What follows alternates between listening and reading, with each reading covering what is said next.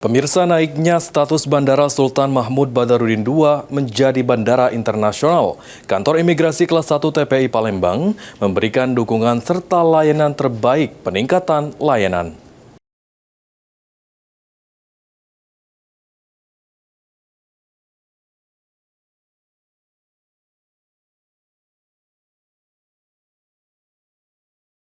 Setelah sebelumnya sempat menjadi bandar udara domestik, kini Bandar Udara Sultan Mahmud Badarudin II Palembang kembali menyandang status bandara udara internasional. Menanggapi hal tersebut, Kasih Lantas Kim Kantor Imigrasi Kelas 1 TPI Palembang, Satrio Bekti Utomo, menyatakan dukungan penuh terhadap kelancaran penerbangan di Bandara Sultan Mahmud Badarudin II dengan peningkatan kualitas layanan keimigrasian, serta pihaknya bakal mengajukan penambahan autogate di Bandara SMB 2 Palembang.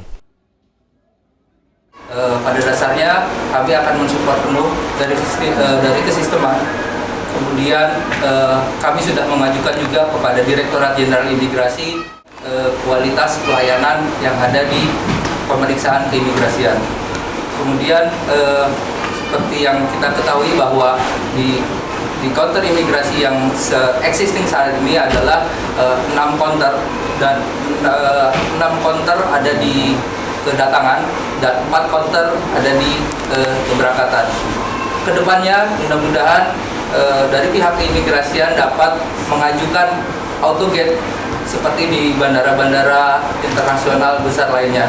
Momentum ini adalah sebagai peningkatan kualitas pelayanan dan pemeriksaan keimigrasian.